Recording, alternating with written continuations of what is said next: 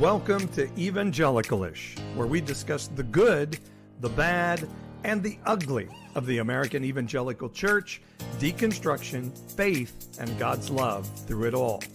And make sure and stay current on ish happenings on Instagram, TikTok, and Facebook at Evangelicalish. That's evangelical with an ish. Now to Paul, Jeremy, and April on this episode of Evangelical-ish. Welcome into Evangelicalish. It is so good to see everyone tonight. Glad that we're getting to spend some time together before the holidays really get crazy. I'm Jeremy. And I'm Paul. And I'm Lacey. And we are super excited to have Lacey joining us tonight. But super sad that April's not here. Yes, yeah, I feel bad. April, poor thing. Yeah. Just pretend I have red hair and I'm just standing in for April. I love the purple though. Thank you. It was like it always looked great online. We were just talking about it, like how we had all connected, and we were talking about how we had all just kind of been connected on TikTok. And then for the Evangelicalish meetup last year, you were there, which was a total blast. So fun. Yeah, it was great. And so the purple hair, folks, if you're out there just listening or watching right now, it is better. It is better in real life. So if you ever see Lacey in real life, it's pretty amazing. It's kind of hard to see right now, but it is. It is hard to see. You are definitely a purple hair person, and it is beautiful. I love it, and I'm fully jealous of it.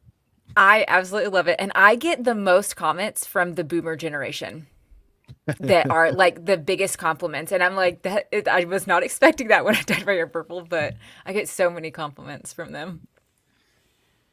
Yeah. That's a great question, Jenny. I don't know, Jenny. Jenny asked, how did I miss meeting Lacey in person last year? I don't know. I can't see a face with a name, but if I saw your face, I might be like, oh, I met you. But I also didn't have purple hair in the summer. I had brown hair because I was letting my hair recuperate. So you might have seen me. The purple hair wasn't there. I agree, Paul. You could get purple hair too. I agree. I heard it like damages your hair, doesn't it? Or yeah, not? I'm blonde. I'm bleach blonde Barbie underneath here. So, all right.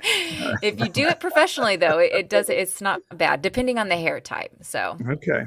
All right. I dig the purple hair for sure. Yeah, absolutely. So glad to have Lacey with us. Been a part of the ish community from jump, and also we'll get into all this here in a little bit. But she's got her own platforms as well that you can check out, podcasts and all that good stuff.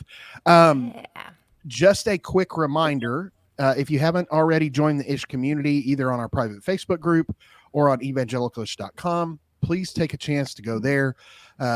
They're great spaces.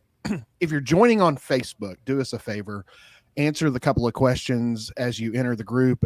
We just want to make sure that everybody is safe and kind and compassionate to one another. And that's really the only reason we ask those questions. So make sure and do the questions and join the community.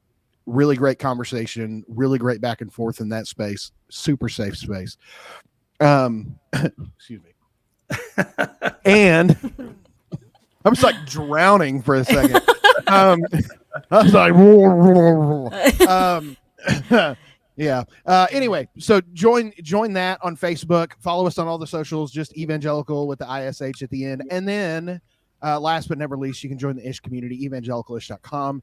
It's $4.99 a month. There is, there's message boards there. There's conversations that happen in that space as well. But the biggest thing that does is it just helps us take care of the costs to bring the content and support the content that we bring you almost 100 times now. We're coming up on 100 episodes. That's so exciting. Super exciting. So, it's been 3 years, almost 100 episodes. I know that our team puts a lot of really great heart into what we do. And so your support is something that is so critical. So if you're in a season in your life where you can do the $4.99, we'd really appreciate that. So that's all the beginning housekeeping that I wanted to get out of the way. I'm excited to dive in tonight.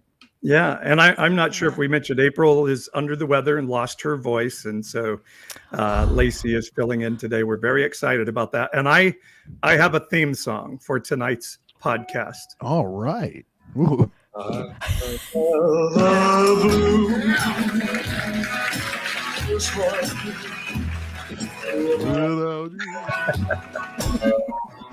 Back when Elvis was thin and hot and all of that good stuff.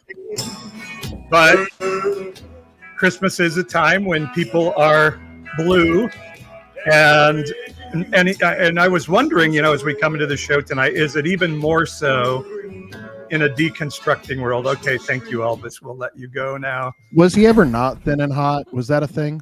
Oh, he got fat, and I think people still thought he was hot, and I shouldn't say fat. He got plump. There was more of him to love late in life. Because he loved peanut butter and banana sandwiches. All I hear, yeah, right. Yeah, peanut butter and banana sandwiches. All I hear you saying is that Elvis had a dad bod. Yeah, and 1,000%. This, I love our dad bods. This affirms me. Okay. I feel good about this. So I feel like latter dad bod Elvis was the better Elvis, minus the drugs and all the other stuff. But hey.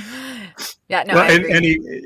And now he's, we've had the Michael Jackson thing where it's like, and I'm like, am I allowed to listen to Michael Jackson music anymore? But after this new Elvis movie is out, where he like goes after Priscilla when she's like, 15? Now I'm a little bit like creeped by Elvis too, Oh gosh. It's like, man. I love you too, but it's all men. It feels like most of the time. Well, I mean, what's it like when you're like, yeah, we're experiencing that in Oklahoma City. One of our Thunder players has been in the news for oh gosh, allegedly having relationships with an underage individual. So it's one of those where he's saying like, "What are you talking about? She said she was 17." Yeah. Although I think, does Oklahoma have isn't 16 the age of consent there? 16 is the age of consent. Also, I guess the debate is that he met her in an 18+ club and she may have had a fake ID, but he also got 2 speeding tickets outside of her school in California. Oh, her high school, by the way. Oh my gosh. So I don't feel like the we met in an 18+ club is going to be the one that holds up in court, especially when he was, he's like, we hooked up one time and then they're like, but why were you at her school? Like, yeah. The math is not mathing there, but I'm sorry. No, it's man math for sure. And it is not good.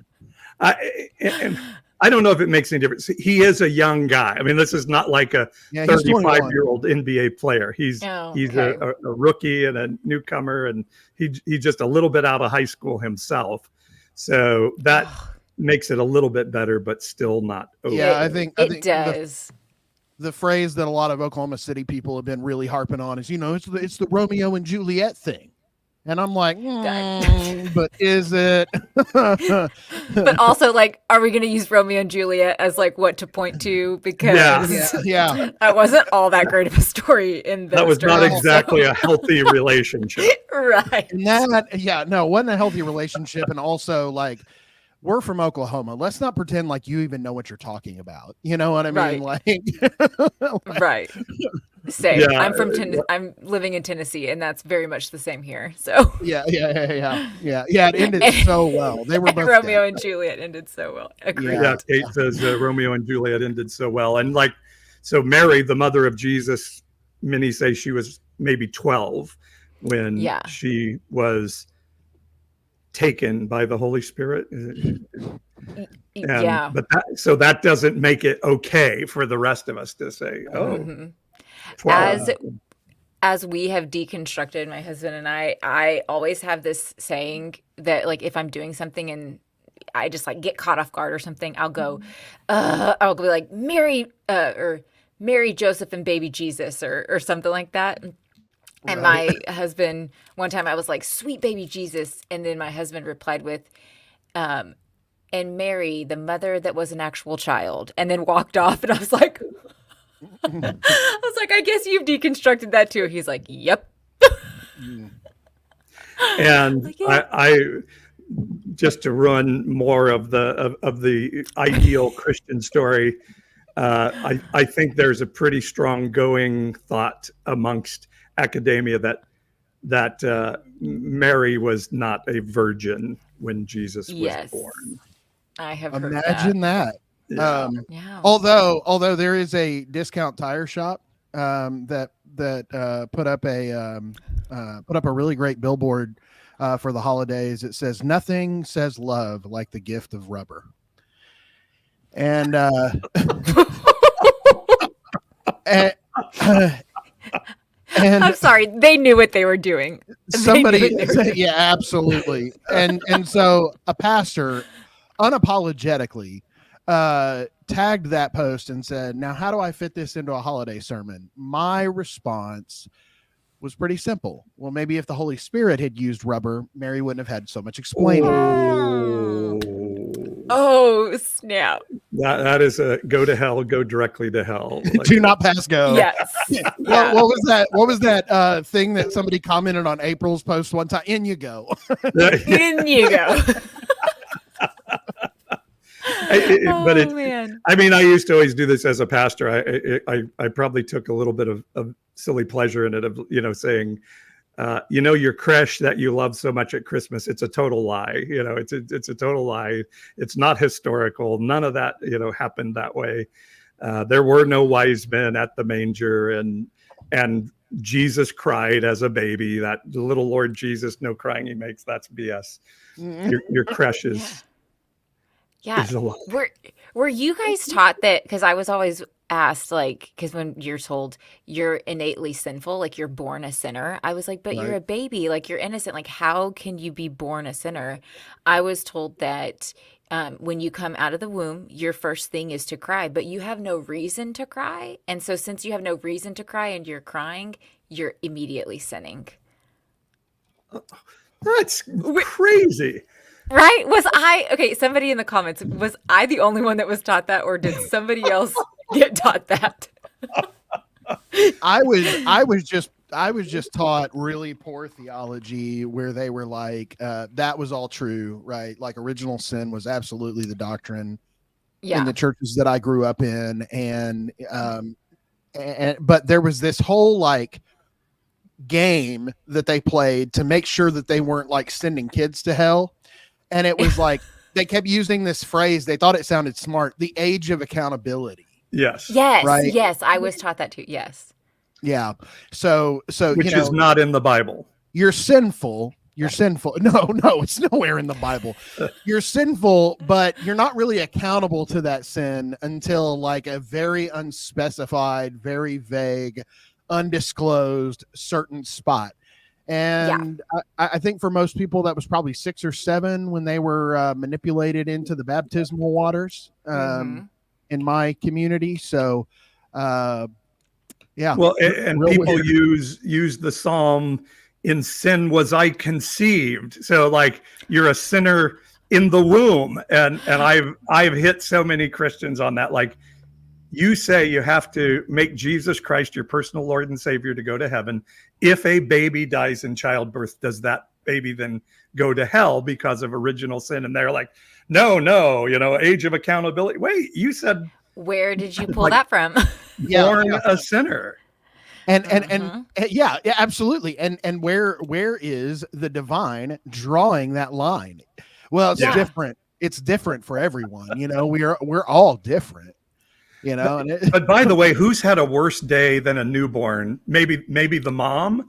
Yeah, right. But I would say that move from the womb to the real world is worth a cry. I can't believe that's a sin.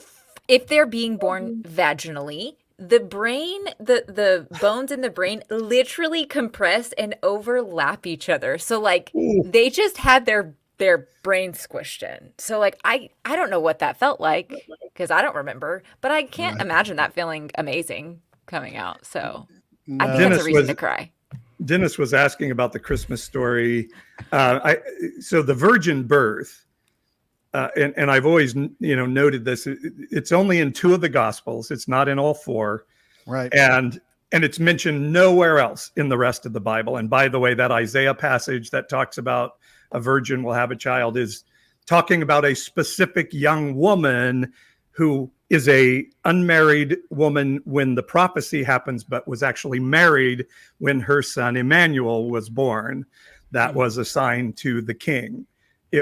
It's not a story about a virgin birth in Isaiah. And so there is sorry, Jeremy, real quick. There is evidence that early church couldn't have the mother of Jesus being a slut, or probably more likely she was molested, which was very common, and became pregnant from being molested. And so they had to put purity upon her and make up this story about being a virgin. And Messiah's born of virgin birth, or Caesar's born of virgin birth, was a pretty common story in the day. And so it's just quite possible somebody said, well, we need to have a leader who was born of a virgin as well. That's so fascinating. And I didn't mean to step in on top of you, Paul, but I was just going to say, don't you think that if Jesus himself had thought this is going to be really important, like maybe at some point he would have mentioned, and by the way, I was born of a virgin, like Jesus never mentions it. Like we don't have any context of that. Like he just describes his family as a normal family. So it's very strange.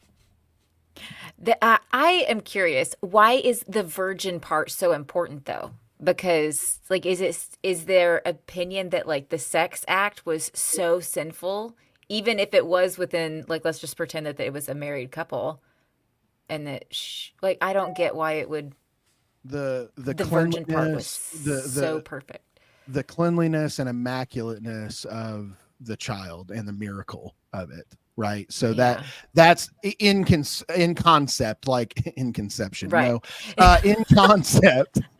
That is ultimately what, and that's the reason Paul did a really great job of pointing a while ago to the fact that, that there were several Caesars during the time period that had the same story. And that was just to bring kind of miraculous, godlike, cleanliness upon them, that they're kind of holy and above everyone else, that they don't come from natural ways, right? So it was an ego thing. 1,000%. I think that, and I think a patriarchal, like, women must be pure, and we can't have Jesus being a bastard, and so we have to build this incredibly pure Mary. And I've had Catholics argue with me before that Mary never had sex in her life. I'm like, she had other children. What are you talking about? And they're like, no, she didn't. No, she didn't. No, she didn't. So if I deny it enough, it's not true. So I guess they just skip Jude, where it's like, I'm the brother of Jesus, right? James also identifies himself as the brother of Jesus, and they come to Jesus and say, your mother and brothers are out looking for you. Yeah. I tend to believe that Mary was assaulted, and that's how she got pregnant, because I was listening to a pastor the other day it came up on Instagram, and he was talking about how many theologians like don't believe that Mary was a virgin. And he said something along the lines of like, the word that was translated, he read it in Greek, or he read it in something that translates to young, but they mistranslated it to virgin, but it was actually young woman, not a virgin woman. Right. And I was like, that makes sense. Now that tracks. Yeah. Yeah. And I think you're absolutely right, Jeremy. When Jesus is being accused of this, that, or the other, he would have just said, like, well, I was born of a virgin, so deal with that. But yes, not a single apostle mentions it. Jesus never mentions it. In fact, there's a place in Luke where the religious guys are like, hey, Jesus, we know who our father is. And And I think that story points to the fact that there was a narrative of Jesus. Jesus was a bastard, and they were trying to put him down by saying, we know who our father is. And then he says, my father is Abraham and your father is Satan, so. Burn. I mean, in contemporary context, when you see the things that Jesus says, especially to the religious elite and the establishment of the time, dude was just a badass. And also, honestly, like the most hip hop, like Eminem type, like, I mean, just with the bars all the time. It was so good. Yeah. And super sarcastic. Like if you really, he was, and I have people tell me, well, Jesus was never mean to people. I'm like, wow, you clearly have never read the Bible. That straying gnats swallowed camel things, swallow camels is like, that is a huge sarcastic in your face to these super uber holy or holier than thou dudes. That is, he's mocking them to their face. Yeah.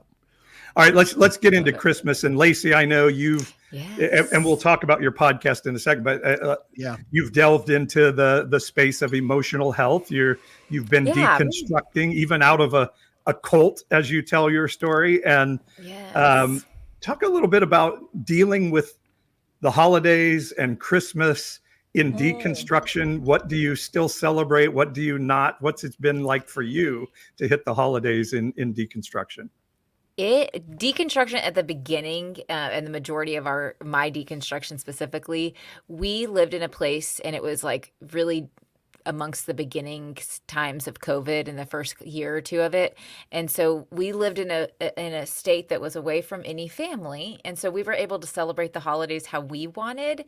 And we held space for my deconstruction, and it didn't really get any kind of like religious type. And so that was really good. But then when we moved to Tennessee, my husband's family also moved, and they are still religious, and love Jesus and go to church regularly. And so there's this balance that we have to figure out because we spend holidays with them. They come over to our house. I am very lucky in the sense that when I set, or my husband set, a boundary with his family, they're really good at respecting it. Once it's set, whether they agree or disagree with it, they will respect it and hold their tongue when they're in our house, which is a blessing because I know a lot of people don't have that privilege. So a lot has happened from last Christmas to this Christmas. So this Christmas is going to be very interesting because more deconstruction has happened for different people within the family, and it's become very it's become out in the open for the most part. And so I don't know what it's going to look like. I would I would try to listen because we don't try to like guard our kids from learning about religion or any type of religion. We just have our standards of like, you don't teach them about hell. You don't teach them about other things. Like there's certain things we just don't want them talked about. But if you want to talk about the love of Jesus, cool. But now it's gotten less and less over the years. And so I'm really interested to see how Christmas is going to go this year. Because usually before we open presents, it's a really big prayer. And I don't know what's going to happen this year.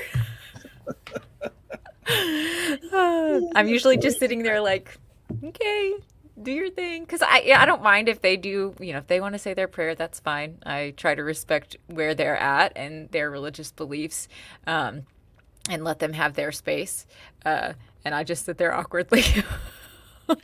So just kind of for our audience who may or may not be familiar with you, kind of give them and I know this is hard, but kind of, where this is going, kind of give them a glimpse of where you are in your deconstruction process, kind of how you identify your faith journey, at this point, because I think that is also relevant Yes. to the conversation, because we're all just Yeah. in unique spots in that, right? Absolutely. So I identify as an agnostic atheist, and so I do not identify as a Christian.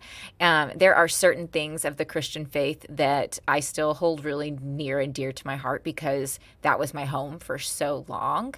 But as a whole, I don't really practice or take part in any type of religion. My co-host, she deconstructed of our podcast, and she has dived into like Wicca, like being a witch and like the spiritual witch magic type of stuff. And I love hearing about what she's doing, but I don't even step into that. I don't even step into like the new age spiritual. I've like really stepped away from all things that's not reality. How about spirituality? Do you have any? Do you feel spiritual? What does spirituality look like Good for question. I that is a great question.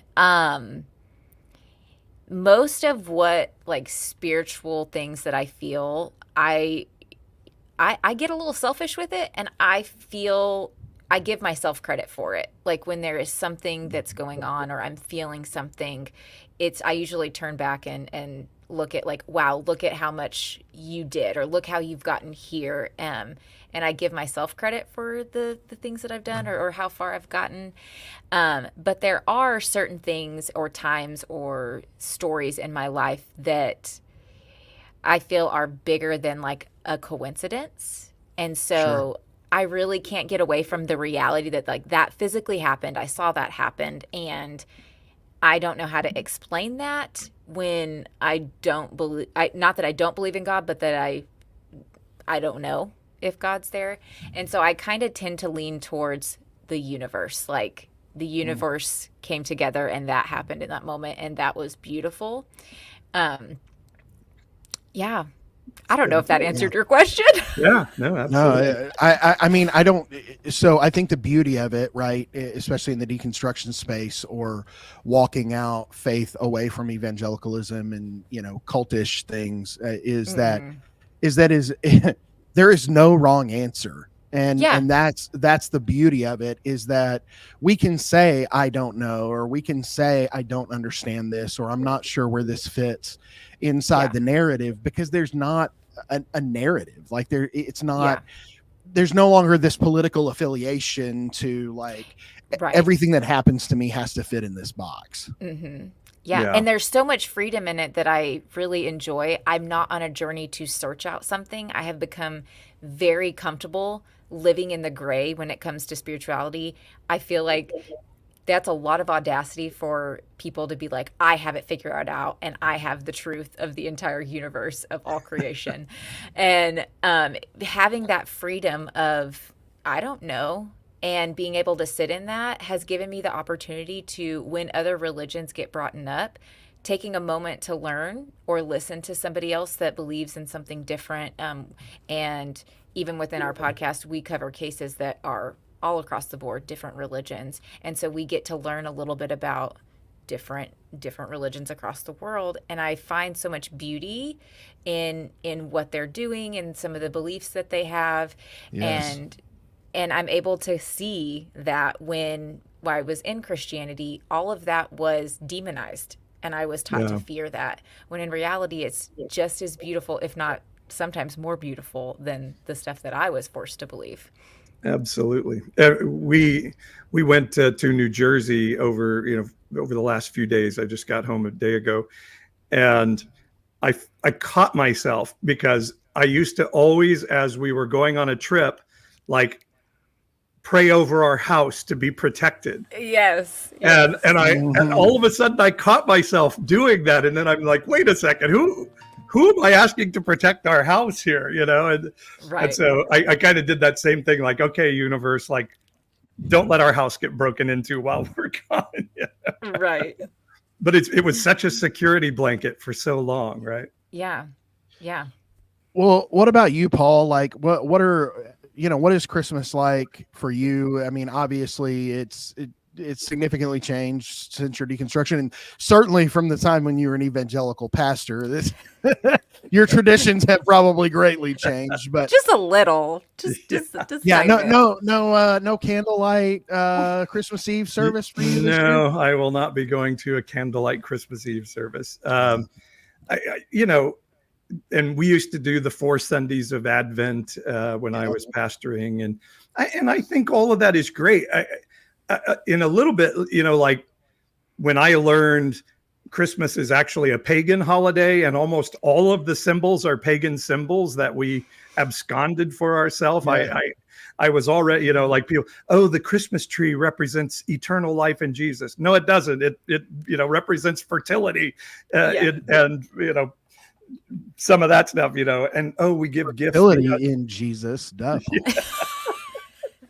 Come, Lord Jesus, right? Yeah, let's come, Lord Jesus, come. I felt bad about saying that the Holy Spirit should have used a condom earlier. Paul's like, no holds barred. You're just like, fire it out everywhere, Lord. I saw some. The question is he a gentleman? Did he bring a towel?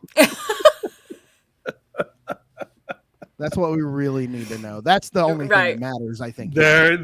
Somebody posted, one of the funny church sign things, and this church sign said, "Come, Lord Jesus, come inside me." Well, less clean up that way, I suppose. I can't help but think they got to know what they're doing. You think? The youth pastor was 1,000% in charge of the sign that week. He's like, looks great, love it. Love it. Mm-hmm. So, but I love Christmas. So yes, when I learned Jesus probably wasn't born in December, and I had a grandfather that used to have us sing "Happy Birthday" to Jesus on Christmas Day. Some families have birthday cakes for Jesus on Christmas. Yeah. I might have done that before. We all have. Let's not kid ourselves, okay? So I can, but I can just take it as a holiday, and a special day, and just have all those memories of our kids waking up and getting gifts. And, when my kids were very small, I sat them down and said, I don't care what your grandma and grandpa say. Mm-hmm. There is nobody looking at you to see if you're naughty or nice. There is no naughty or nice list. We are giving you presents no matter what. And Santa is because we love you. Not because you deserve them, but because you deserve to be loved.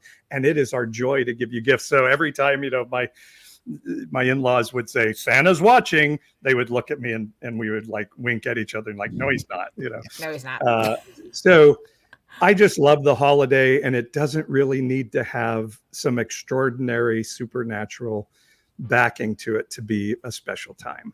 That's good. Yeah, I agree. Yeah. And Easter probably has even changed more because I really struggle with the Easter story and all of that. So, so I guess I don't feel like I've lost anything with Christmas. And I don't have to go to church a whole bunch of times around it. So that's kind of good too. It's way more relaxing. How about you, Jeremy? Well, first off, the way that I'm just interacting in faith space has changed so much in the last couple of years anyway. So for example, Paul, I know you used to have an online community, or you may still, I don't know. But we had an online community that meets on Sundays. And then I was also meeting in person with a group here in Oklahoma City. And we decided to just fold those things in together to do it all online, which has been awesome. And so, Lacey, you mentioned so much more relaxing. My Sundays, I make breakfast for my family. It's just a great time. So, oh gosh, not having to go to church is one of the greatest things ever. I'm sorry. I love it. Yeah.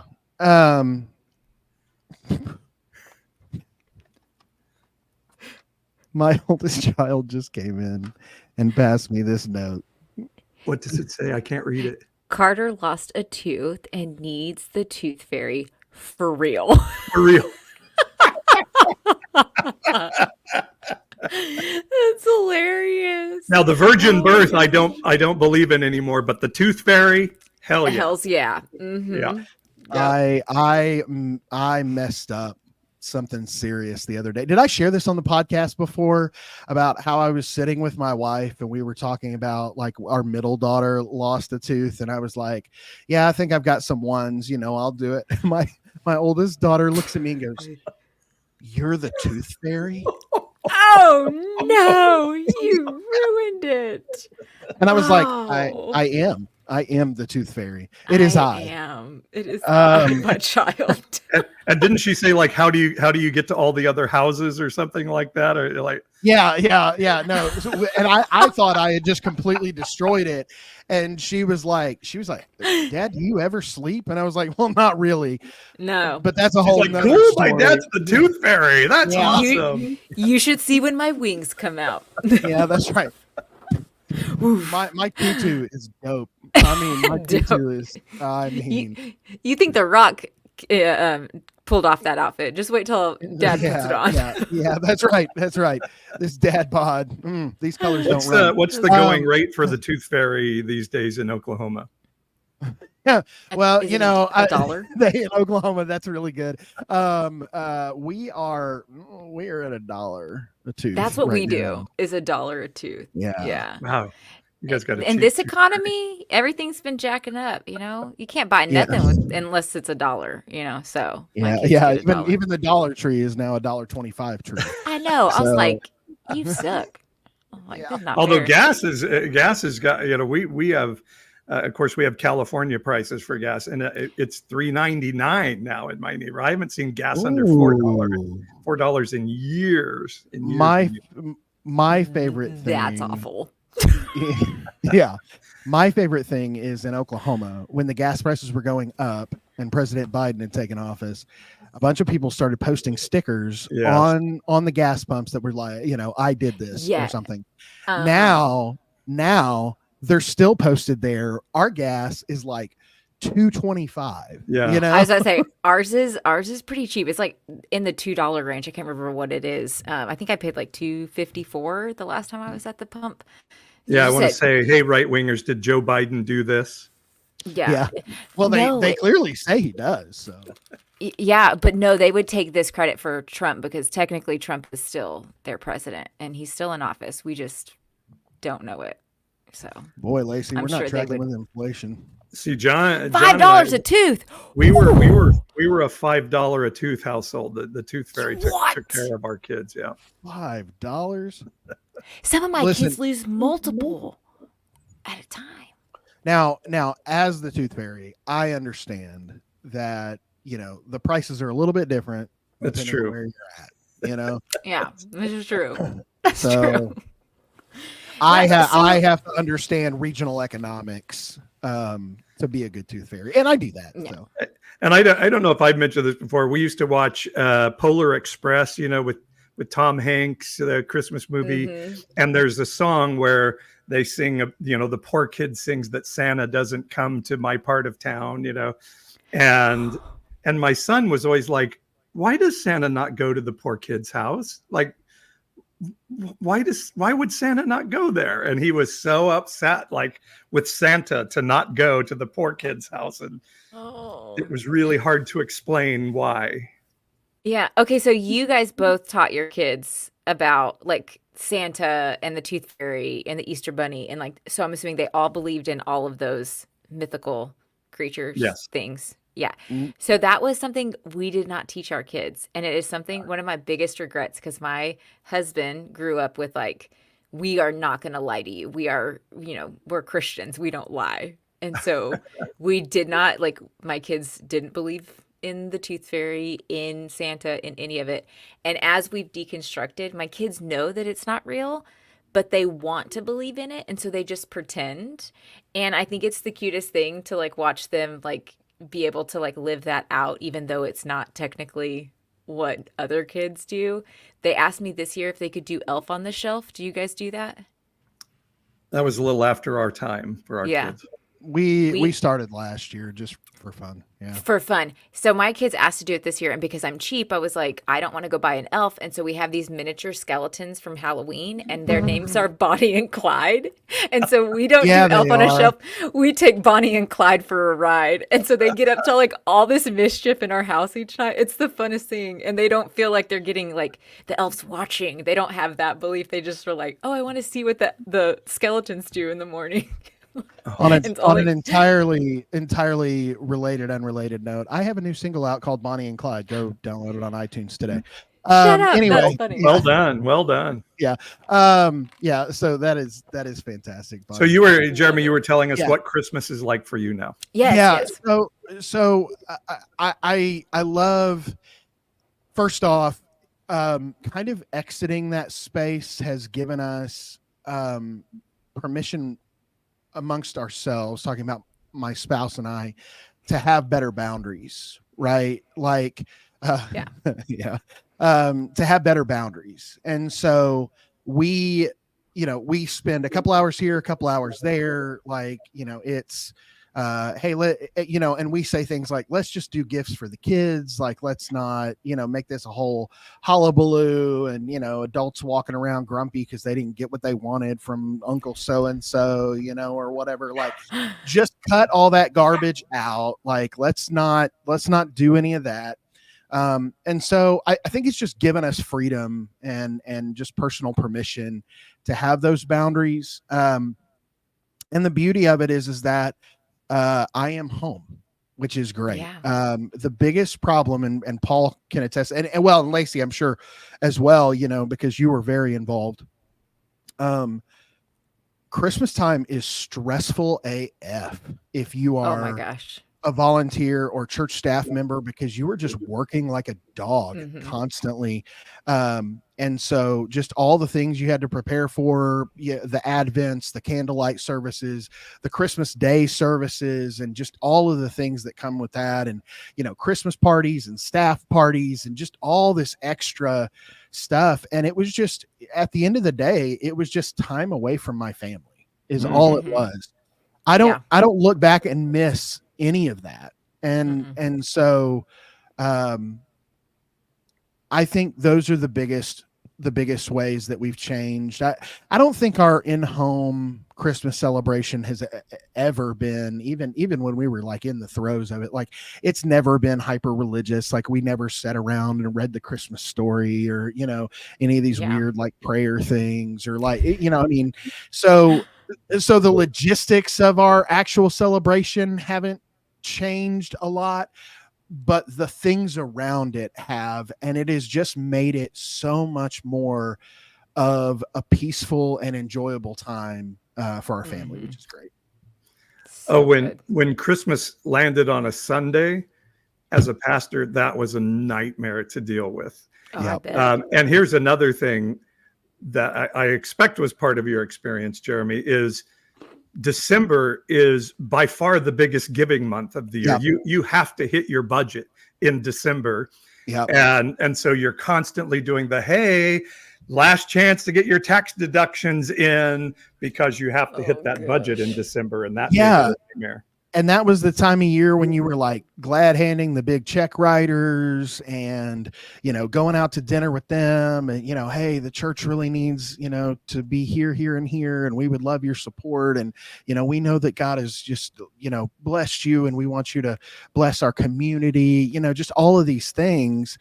And it was so stressful because I feel like, at least in the churches that I was a part of, you spent the entire year like robbing Peter to pay Paul, because you were hoping at the end of the year you would catch up and make budget, and that would get you into the first of the year. So you're always playing this game of like trying to catch up, and it was just it's all of those stresses on top of and the pressure you put on people, not just for tithing, but for attendance in December. The Lord would want you to be here on Christmas. This is his holiday. We are celebrating his birth.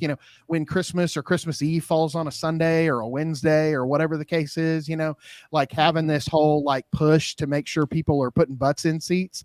It was nuts. Mm-hmm. Yeah. And the push to like the guilt trip to volunteer. And like Yeah. if you're only volunteering one service, but we have two. Oh, so and so can't volunteer. Can you really please? And then when you actually like stand your ground and say no, they would just guilt trip you. Yeah. Yeah. I can remember a year when Christmas landed on Sunday. I think we did not have church that Sunday. We had an evening service on Christmas Eve, I think, or something, because I wasn't going to fight to get people to church on Christmas morning, for God's sakes. No. Well, That sounds so awful. the first church that I served in full time, the first year maybe we had moved 4 hours away from home. We were 19 and 20. And we wow. were, so like we were still like all about like getting home and spending Christmas with our families. And, I mean, you're just young and like that's what you do. And we didn't have kids. And so there was nothing there for us, and so we, oh my God. Sorry, reading comments for those of you listening later. Join us live on Wednesday nights, by the way, and it's a great time. Oh, we have this whole community going in the chat. Yeah. People know So each funny. other. They're like, "How you doing?" They show up before the show even starts. It's really So cute. come I love join it. it. Yeah. But Christmas that year fell on a Saturday. So we had our Christmas Eve candlelight service at 8 p.m. on Friday.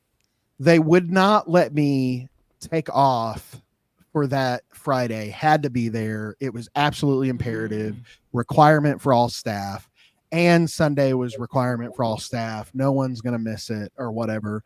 So like, I mean, we had to leave like late Friday night after this service is over and then come back, at a decent time on Saturday night. So we could be up for, Christmas service on Sunday and that kind of thing. And so I just feel like that whole culture is just stealing the real meaning of Christmas away from families. That is season, and that is being together and enjoying being around your loved ones and the people that you love and your family, your chosen family or your real family or whatever it is for you.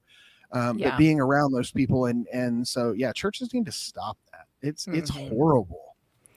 Yeah. I had to go to church last Sunday for the first time in years. And we left and my husband's like, I hated that. And I was like, me too. That was, my nieces go to a private school. And so they had like their Christmas performance. It was really cute. Of course they had a Christmas performance. Yes. The kids did really good. And it was not super like cringy. I actually I enjoyed it. They were like busting all of the Christmas myths, like Jesus wasn't born in December. There probably wasn't some wise men. They actually outed all of that. And they were like, well, it doesn't really matter. Like the real meaning is focus on Jesus. And I was like, okay, it wasn't bad. Until the pastor started asking for money for missions and then guilt tripped everybody into it and then brought up Israel. And I was like, all right, I'm out. I gotta go. Brought up Israel. We in the Southern Baptist denomination, they have this heartstrings pulling giant giving campaign in December every single year called the Lottie Moon Christmas Offering. And it's about a missionary who, baked these cookies for kids overseas and, this whole thing. And it's a very sweet story, but the issue is that not only did we have this financial strain to meet our budget, but then we were also trying to meet our denomination quota as well. Oh my gosh. Wow. And so it was it is. It's it's this whole thing. Thank you. And we cursed the malls for being commercializing Christmas. Right. Whoa, did you guys see that video? It was when I moved to Texas, I didn't understand how hard these mega churches went for Christmas service. And these people were coming in on these, what are they called? Yeah. Dropping them from the ceiling. And it was wild. I was like, that looks bigger than Taylor Swift's Eras tour. That's ridiculous. Don't you do that to Taylor. Don't you do that to T Swift. That's my girl right there.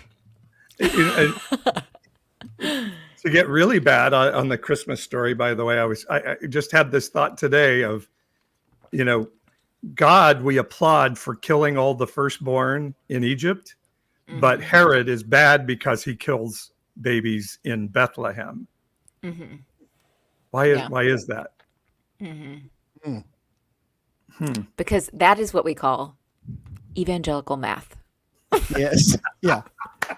Spinning the narrative to fit the goal. Like, and by the way, Bethlehem is in the West Bank, not in Israel. Right. Which I did not know that, because I made a video a couple weeks ago about, like, I had seen it. I saw a guy talk about, like, he's like, I'm not an Israel apologist, but I will fight for the land that Jesus walked on. I was like, are you serious right now? Like, you're going to fight for land over actual physical human beings? And then people in the comments were like, Bethlehem's, in the West Bank. I was like, oh, wait. So then I had to start doing some geography lessons. I was like, oh my gosh, they're right. Oh, listen, don't be shocked when middle-aged white conservative men start fighting over land. It is literally what we do best. Mm-hmm. Like for centuries, all we have done, plant my flag here. Yeah. Right? Well, I think I've said, like, we have to support Israel because we are a country where we said God told us we could take other people's land for ourselves. Mm-hmm. So we have to support others to do the same, right? Mm-hmm. The cognitive dissonance, like when you sit back at 30,000 feet and you watch it in real time, you're like, God, I was stupid. Like, I mean, oh my gosh, just so brainwashed. Nothing is more cringy than your Facebook memories popping up. And you're like, so many posts. Jesus Christ, I said that 10 years ago. I found a post that had to have been the most harmful thing I ever posted, and I immediately deleted it and then posted an apology like, hey, I just ran across this memory. I'm sorry. Mm-hmm. Because it was like, I was basically saying how bad that it was that pride organizations were calling LGBTQ plus rights civil rights, right? And how much of a slap in the face that was to Martin Luther King Jr. and like all of this. I went on this whole tirade. Oh, and I just, yeah, big oof. We say oof now, but yeah. Like, it was very poignant then. Yeah. Right. We would have all said it. We were all there. And this was like 2010 or 11, and I was just like, I read that and I was like, I bet I have friends that just read this and they were like, he hates me. Like, he hates me, Yeah.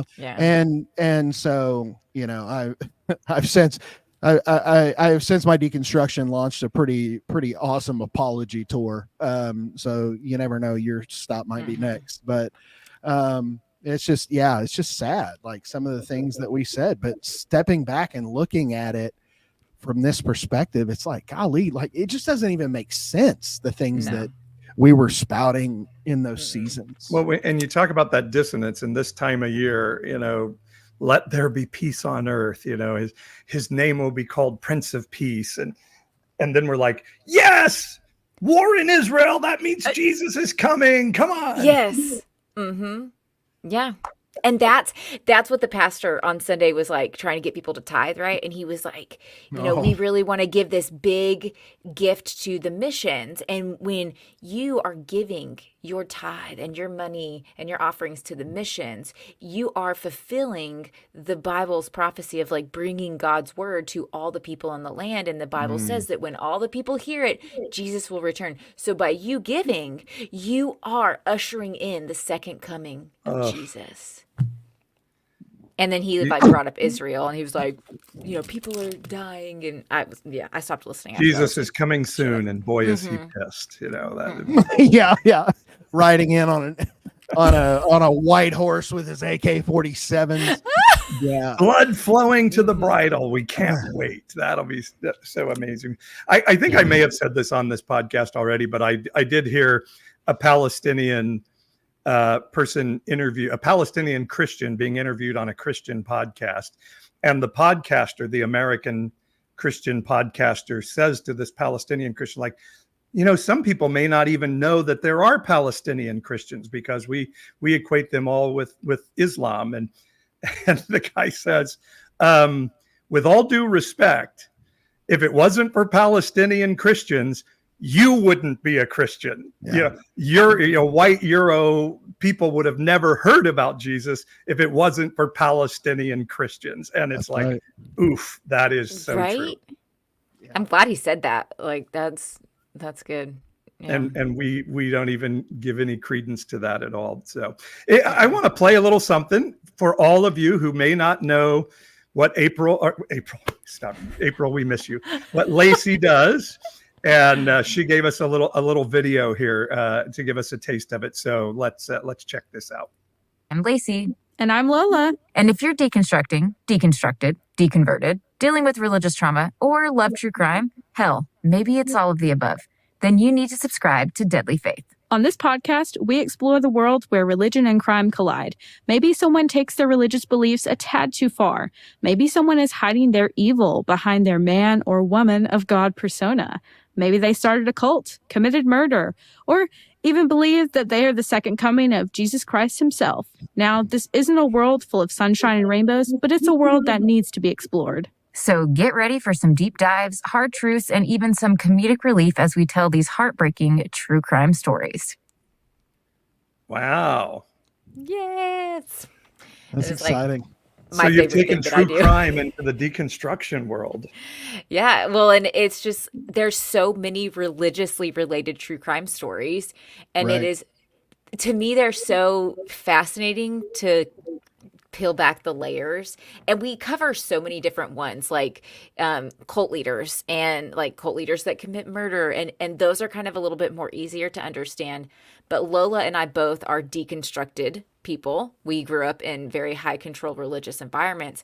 So we are able to look at some of these cases and that aren't heavily religiously related, but they were, religious in some way. And we kind of peel back the layers of, okay, what were their beliefs and did those beliefs help facilitate their crimes? What would this have looked like differently if they weren't so religiously indoctrinated for, certain beliefs? Quick, example, like Jeffrey Dahmer, people give him so much credit for, oh my gosh, he came to Jesus, when he went to jail, but they don't realize he grew up as a Christian. He grew up as a Christian, going to church, knowing Jesus. And so this was not something new. He was just within a cell and couldn't commit his crimes. He would still be committing his crimes if he wasn't in jail after coming to Jesus, because he had already come to Jesus a whole bunch. But because of his religious beliefs, I heard that. He had already come to Jesus a whole bunch. All right. But because of his religious beliefs, he could not live out his, sexuality and being gay in a safe environment. And BDSM or any of that kind of sexual kinks weren't talked about. So it makes us think, what would have been different? Like, would this have been as bad as it was? Would he have even committed murder in the first place if religion would have taken itself out of the equation? And it's a new perspective to look at and think about, because that's a lot of the perspective that people leave out of these cases. They leave out the religion because they don't know how to talk about it when it comes to true crime. But when you have people that have deconstructed and lived that experience, it's a little bit easier to peel back those layers. Yeah, I think that's so good, because you hit the nail on the head. And that's something I actually love about your podcast. And I think something that you're really getting into also is kind of exposing media coverage in some of these spaces, right? Of like, in more conservative markets, of course, they're not going to point the finger and be like, well, this is because this guy had these radical Christian beliefs, because they don't want to alienate a bunch of listeners. So those things get omitted just based on the fact that they're trying to keep eyes on the television, ears on the radio. and so, but there is so much more depth to it, and that's what I love. And I think for anybody who's kind of deconstructed and loves true crime, like I saw Stephanie say a while ago, like, wait, those are all of my podcast spaces, like, right. And I think that market is probably not as niche as like you would think. I think that's probably a lot of us. And so I love the combination and the view of those two things. And it almost feels like getting the truth behind the truth a little bit. And that's what I love about it. Yeah.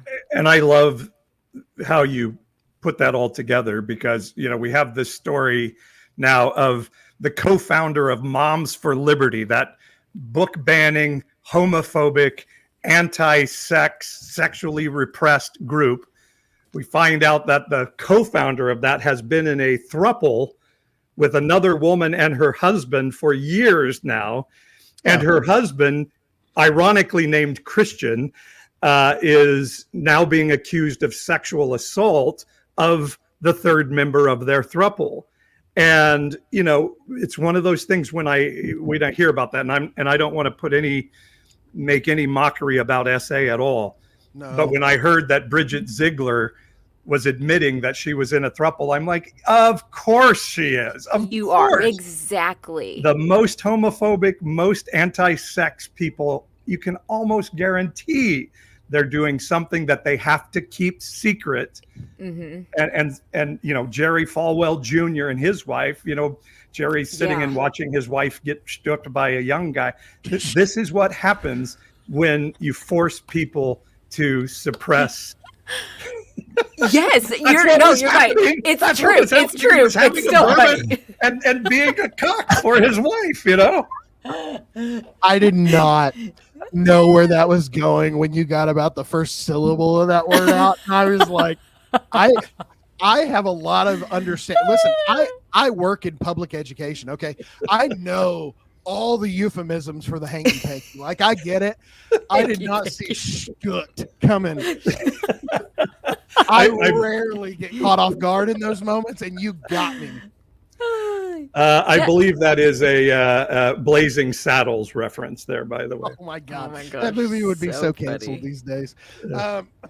But yeah, it is absolutely what makes really great magicians. Okay. Yeah. Great evangelicals have the same attributes that make great magicians, and that is the ability to make you look over here when it's happening over here, right? Like it is disregard the man behind the curtain. Yeah. It is absolutely the art of distraction. And it's also like, Paul, you've said this a lot on the podcast, like methinks he doth protest too much, right? Like tell me Mike Johnson doesn't have something going on behind with a name like that. There's no way he's not on Grindr. True. It leads itself to a hot Grindr account. I'm just saying. Does. Absolutely. I'm not shocked anymore. Anytime these like scandals get exposed, I'm absolutely not shocked. I think the most recent one, Mike Bickle, was IHOP. Also another really great name, but go ahead. Right. The coincidence was just, uncanny. Because do you guys listen to the Heaven Bent podcast? Yes, I listened to the IHOP season. Yes. Yeah, so the IHOP season was coming out, and then all of a sudden, as it's coming out, this is happening, and everybody in the very beginning of the podcast season, they're like praising Mike Bickle, and he's like a true man of God, and then like 2 weeks later, he's he drives a Honda. He's so sincere. He lives in a small townhouse. Did you see his statement that he made? No, what did he say? Oh, yeah. He came out with a statement, and it's a long one. You can read it. But he says in there, like, this was, sins from a long time ago, and I thought they'd been handled. And I was like, shut up.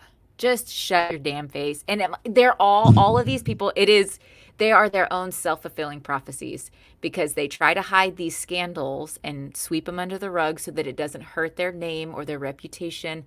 But inevitably, it's going to come out because it always does. And then what does it do? It hurts their name and their reputation because of how they swept it under the rug. And it's the same thing. It's the same cycle every single freaking time. Yeah. Yeah. At this point, like when these guys go down, it's like you're going to have to imagine my shocked face. Like it just feels like part of the culture now. I mean, and it is. Absolutely. But I think really at the end of the day, the issue is the way that evangelicals have treated just sex and that experience in general, and they've demonized everything out of it, and so it just makes it, no one knows how to handle themselves. And that's ultimately the issue. And nothing will change until they are really, really able to grapple with sexuality as a whole and actually have comprehensive sex education for students within schools, within churches, to where they can actually understand it and it not be something that's demonized to the point, like it was so demonized when I was growing up in the 90s and then the early 2000s that I was terrified. I'm going to get a little TMI now, but I was terrified to masturbate all through college. I went 4.5 years. I masturbated one time and I thought I was going to hell. Straight to hell. In you go. One time. I mean, listen, the stress alone was probably making you do a bunch of other sins. Yeah, that's what the real problem was. Right? I was in a cult and everything, so my stress level was way up here. No, listen, the first time I fooled around with a date in the back of my truck, like I went down, that was on a Saturday night date. I went on Sunday to recommit my life to the Lord. Of course.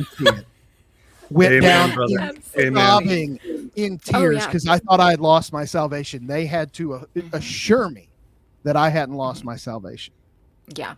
It is not a sin for a baby to cry and not a sin for a 10-year-old to masturbate. Sorry, or 12-year-old or, whatever the age is there. It's been a long time for me. It's been a long time.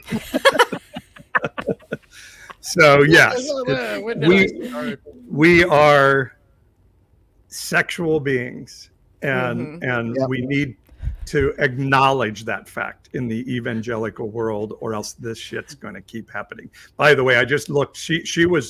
Bridget Ziegler was refusing to step down from the school board to which she had been elected, and now they've booted her out. So that's I'm sorry. I feel bad at how happy that whole story makes me.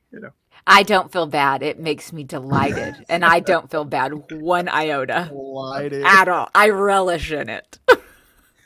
I did want to say, Lacey, I listened.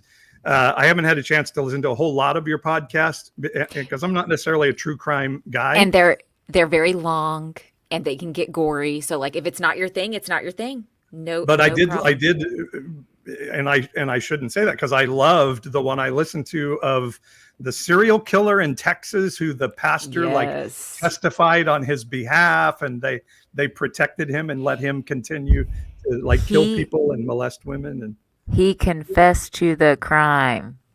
He slit a woman's throat. Trigger warning. He slit a woman's throat. She didn't die. She survived. This was his first victim. She survived. He confessed to the crime, and the pastor still went to the prosecutors and was demanding that he not go to jail and that he get a light sentence or he get help. And they're a good family. They're a good Christian family. And the prosecutor just kept yelling at him. He slit her throat. What? Mm-hmm. Again, cognitive dissonance is pretty impressive. Mm-hmm. And then the pastor just tore the victim to shreds, calling her a floozy and sleeping around. Yep. Yeah. Right. So I love that format What's your partner's name again on the podcast? Lola is my co-host, and she is lovely. I absolutely love her to death. Yeah, you're like telling the story, and she's just like, "What? Yes. I hate this person." You know. Oh, it's so much each fun. week we go back and forth. I'll present a case, and then she reacts, and then she'll present a case, and then I react. And we try to not like know each other's cases. Some of them we've known from previous, but we try to like stay away from it so that you guys get like the real reaction in the stories. So yeah. So tell people again where they find you and your podcast. Yeah, so if you follow me on any social medias, Lacey_Bean is where you can find me on TikTok or Instagram, and then Deadly Faith on any of the podcast platforms. We also post our stuff to YouTube, but it's not like this. You can't see our faces. It's just a static video with our audio because we look like two hobos when we record. So. But yeah, you can follow us there. I do have a website, but it is going to be going away at the beginning of the year because I am going back to school in January, and so I'm really focusing on that. So I'm letting the website go, but not the podcast. The podcast is still going to be hanging around because that's doing really good and I enjoy it. So Nice. yeah, Nice.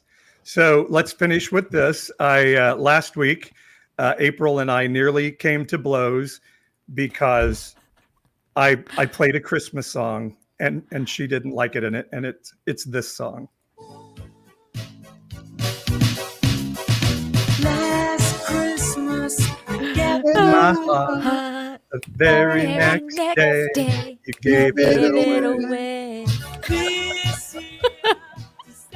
And so April and I can no longer be friends because she doesn't like Last Christmas. But Cool. how about you guys? What's your favorite and least favorite Christmas songs? I know my least favorite, the 12 Days of Christmas. Oh yeah. Absolutely hate that song. It is like the song that never ends. It's equivalent to that. I think it's stupid. And also, I found out this year that all 12 of the items, they're actually birds. 12 drummers drumming, that's a type of bird. 5 golden rings, type of bird. So by the end of it, this guy has given this woman 184 birds. That does not sound like a good gift to me. I do not want 184 birds. It's not about the gift. It's about the heart of the gift. Okay. Yeah. Well, his heart is in the wrong place. Okay. I ain't taking no damn 184 birds. Jeremy, do you have a fave or a non-fave? Yeah. So, yes. My favorite Christmas song is "Celebrate the Day" by Reliant K. And I love Reliant K. Yeah, and their Christmas album is the literal best. Yeah, stellar. Yeah, and so anyway, I love it because it's a really just a really like beautiful depiction of like the impact that Jesus was going to have on the world just in his words and his actions, which I think. So to be honest, like a lot of music from my youth and those times of evangelicalism like has not stood the test. Somehow, some way, Reliant K has just held up through my deconstruction. Because they've deconstructed too. Imagine. I was just about to say it's because they've deconstructed. Like I think everyone's kind of held on to Reliant K. If you know, you know. Yeah, and you can though, because like if you go back and listen to anything they've done, you're like, nope, still checks out. So, "Celebrate the Day" is my favorite Christmas song. If you haven't heard it, go check it out. It's really great. And then my least favorite Christmas song. I mean, it's gotta be "Baby It's Cold Outside." Ooh. Oh yeah, yeah. No. It just feels okay to me. Every time I ever played that song in my car, one of my kids would be like, "This song's about date rape. This is a song about date rape." 1,000%. Just have another drink. It'll be fine. Like he literally says that in the song. Okay, Dean, we see what you're doing. Okay. Like, Yeah. You're just publicizing the fact you were getting women drunk to keep them in your house. Yeah. That's what Hey, you're what's saying in this out loud. drink? Oh my Yeah, god. what's in this drink? Yeah. Yeah. But I yeah. will say it is catchy. As cringe as It's a it is. beautiful song. I hate that it's I hate that 'cause I love it. Yeah, but you listen to it in 2020. So that's true, right? Like any of that Yeah. big band music is like, I'm a sucker for like good big band music, Sinatra and whatever. And it's like, but then you hear about the way these guys live their lives, and then you listen to songs like that and you really listen and you're like, ooh. oh, Jesus, like, what were you doing? Like, she said she wanted to go home, Dean. It's time to let her go home. Yes, no means Let no. her go. Yes, no means no. Not give her another drink with a little funky something in it that may be the opposite of Flory. You know what I mean? Right. Yeah. Yeah. You don't want your best Christmas song to be Bill Cosby's favorite Christmas Oh. song, right? Falling with the singers tonight. Right. He's coming in hot. Lacey's bringing it out of me. But, it was kind of like, Pumped Up Kicks. When that song came out, I was like, man, this song is banging, and I'm rocking to it in the car. And then one day I kind of listened to the words, and I'm like, this is about a school shooting. This guy's going to go shoot up the school. Yep, 1,000%. And it's the bounciest, coolest bass track song you've ever heard, and you're just like, oh, I love this song about shooting kids at school. Oh gosh. Cringe. What's your favorite, Paul? So I do love Last Christmas, and I love like every version of it, from Ariana Grande to Ariana Grande, the Toad Christmas album or whatever. But I don't, Oh Holy Night by Mariah Carey. How can any song beat that? Yeah. I mean, that's just heaven right there. If there is a heaven, that's heaven. See, my favorite ones are always tied to movies, because I have two favorites, and that's How the Grinch Stole Christmas. So the Grinch that's a good song. Yeah. And then Rocking Around the Christmas Tree, because Home Alone is my number one favorite Christmas movie. That and White Christmas, if we're going to go old school. But yeah, it's not really a Christmas song, but when they do the sister song in White Christmas, that one, that's like my favorite song ever. But that's not really Christmas. Oh, that's it. I love the Beach Boys' God Only Knows, because it's the closing credit song to Love Actually, which is one of my favorite Christmas movies. Oh, I love Love Actually. That one's a good one. Nice. All the classics. Oh. I this is probably blasphemous to say because I love Mariah, but All I Want for Christmas Is You is beat to death, and she needs to stop performing it in public. Right. Well, Mariah's not Mariah anymore, is she? No, I know. And that's, listen, that's a whole nother episode in conversation, but like, and I think we could talk about her and Britney Spears and, what families and people around you do to you and all of that. Right. I think that's all fair.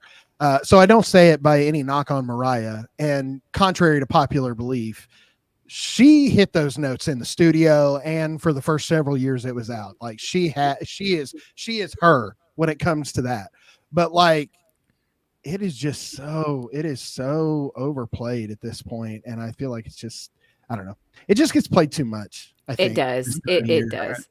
It does. Well, I love her "Oh Holy Night," the version. That's hard to beat. And my least favorite, I always, the Little Drummer Boy. I hate that song. And WTF? Like, who goes and drums for a baby? He's sleeping. Damn it! Yeah, shut up. I just got him asleep, you stupid kid. I mean, I just don't get it. I understand that Mary was a virgin mother, but like.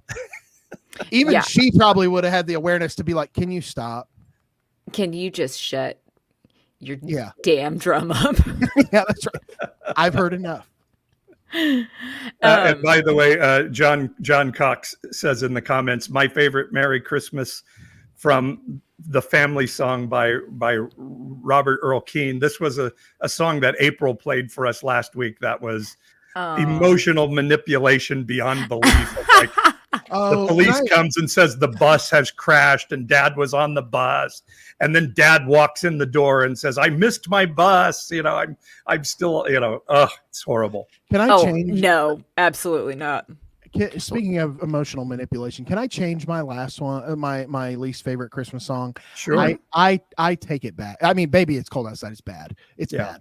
But I'm going to go with Christmas Shoes, I think. Oh God. Yes. Oh, Agreed. Oh, 1000% agree to agree. Yeah. Mhm. Yeah. Oh, So that song's awful. that song is awful. I know we're over, but I have to ask, what's your favorite Christmas movie? Ooh. Your all-time favorite Christmas movie? Mine's Home Alone. It will always Yeah, be you until I let that die. one out. Yeah. Jeremy, you have one? Yeah, Just Friends. Oh, Well, I don't never know seen that one. What? Yeah, same. I Just don't know Friends, either. never heard of it. Ryan Reynolds and Anna Faris. Oh, I love Ryan Just Reynolds. Friends. Yes. And we stand Ryan Reynolds. Oh. It is so good. Mm. It is Okay, I'll so have to good. watch that I one. love Ryan Reynolds, but I want to hate him because nobody's life should be that good. You know? Yeah. Well, and like it's kind of like when Obama was president. Like, when did we get a scandal other than you wearing a tan suit? You know, Yeah. I know. How perfect can you get? Yeah. Yes. I agree with Jenny. Die Hard. Die Hard is Absolutely. Die I'm Hard. still a believer. Die Hard is not a Christmas. You know, We are no longer friends. I'm I am- sorry. I'm Goodbye. sorry. I'm It's leaving the just- chat. it's just not. It's just not. It is. It happens at Christmas. Yeah. There is a Christmas tree in the movie. That doesn't make it a Christmas movie. I'm sorry. Well, what are your requirements for it to be a Christmas movie? It has to Yeah. be a movie about Christmas. You know, that Die Hard is not a movie about Christmas. It's about Christmas time. Home Alone isn't a movie about Christmas. It's about being robbed and set in traps.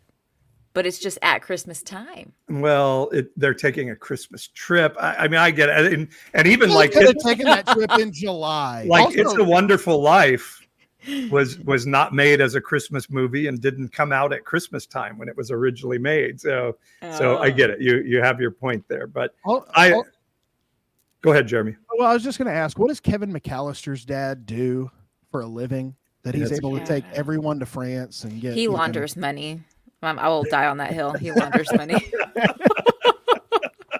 you see that house? That house is huge. Yeah, well, I had a friend one time who was like, yeah, Kevin McAllister's dad, that Christmas overseas, smoking his cigar, and he's like, I got this new business idea. I'm gonna call it Enron. Well, I can't love the Home Alone movies anymore because they helped make Donald Trump popular, so it's they did. Yeah. It's all Kevin McAllister's the fault. second one. The second one. The first one's still clean. There's no Donald in that. It's a great movie. And I didn't realize I was watching, if you watch the show Succession, which is one of the greatest TV series ever, the youngest son in Succession is in, Home Alone. He's the pee the bed kid with the big round glasses, and he's Macaulay Culkin's little brother, Kieran, and he's now in Succession. So I think that's pretty cool. Oh, that's cool. There's also a new one. It came out last year. It's called Violent Night. It's on Amazon Prime. It's like Home Alone and what did I say? It was like Home Alone and Deadpool like made a baby, and then it came out with Violent Night. It was I don't know if Die Hard. It's like Die Hard and Home Alone made a baby, and this was the movie, and it's so good. It's my husband and I very much enjoyed it. Not a kid movie, not kid friendly at all whatsoever. Very gory, but like also quite hilarious. So if you haven't watched it, go watch it this year. It'll be a good one. Well, I love Actually, as I mentioned, and Christmas Vacation is like hard to beat. Oh, yes. But there is there's a Nicolas Cage movie. Gosh, I can't remember the name now. Family Man. There's a Christmas movie called it's Family Man with Nicolas Cage and Téa Leoni, and it is so good. It's a date night movie. So watch it, and it's Nicolas Cage. It's kind of It's a Wonderful Life concept of he's this super wealthy, like hedge fund guy, ripping people off to make tons of money. And then he gets to see what his life would have been had he married his college sweetheart. And it's very, very good. Oh, that one does sound good. That's like a modern Scrooge. Yeah. Kind so of. if you haven't seen it, you got to Don Cheadle is the kind of the angel in it, and he's great. And so it's a good flick. Good flick. Nice. Yeah. Ugh. All right, Lacey, thanks for being with us and filling in for April. And April, we hope you're feeling better. Yes. But thank you, Lacey. Yes, I'm glad I was available because normally we record our podcast Wednesday night, but we recorded yesterday. So, because I had to go to the dentist today and I was like, I don't know if I'm going to be up for it. So let's just move it to the other night. So you Y'all, text me and I was like, yeah, let's do it. we should do a crossover episode where you two prep a case and then just pull me and Paul and April into it and let us just We be blind react. flabbergasted. Oh my God, I would love that. That would be the best thing ever. It's like all the best worlds in one space. Oh, I absolutely love it. And also on the podcast, we try to have like really hard conversations. Our most two recent podcasts that just came out, the assassination of Medgar Evers, we had a guest, Kyle Butler, and we talked a lot about racism and history within like Christianity. And it was such a good conversation. And then the one that just came out this week was the death of Matthew Shepard. And we had Jessica Lahore, who is a drag queen, on as a guest. And we talked a bunch of like LGBTQIA stuff. There were such great conversations. And so if you're going to listen to any episodes, listen to those two because they're my favorite. So super good. And remind everybody again where they find you. Deadly Faith on any of the podcast platforms, or if you want to follow me on any social media, just search Lacey_Bean, or if you just literally Google Lacey Bean, you'll find me. It's really easy. I always tell you, you won the prize of the married name, Lacey Bean. That's a good marketable name right there. Paul is the only reason that I go by my name, because you were like, if you don't go by your actual name, you're going to be doing yourself an injustice. Just like, it is the perfect name. And so Paul talked me into it and I was like, okay, so I did. And here we are. Yeah. We are. Yeah. It's a weird world when you can Google yourself and find search results. Like, I have not Googled myself. My husband has. And he's like, have you Googled stuff? I'm like, nope. And he's like, it's like 5 pages until you find somebody else. And I was like, okay, I don't know. It's too weird. Nice. By the way, in the comments, Kate says Family Stone is a really good Christmas movie, and that is true too. If you haven't seen Family Stone, it's outstanding. Ooh, haven't. I'll add that to the list. I love all these recommendations. Thanks, guys. I love it. Thanks for having me on. Yes, it has been a blast. Thanks so much to Lacey for co-hosting tonight. We hope that April is feeling 100%. If you are listening on your favorite podcast platform, namely Apple Podcasts or Spotify, leave 5 stars. And if you can, write a review. Let people know why they should be listening to the podcast. And come join the Ish community, evangelicalish.com. We would be forever grateful. For Lacey and Paul, I'm Jeremy. Thank you so much for hanging out with us tonight. We'll see you later. Bye.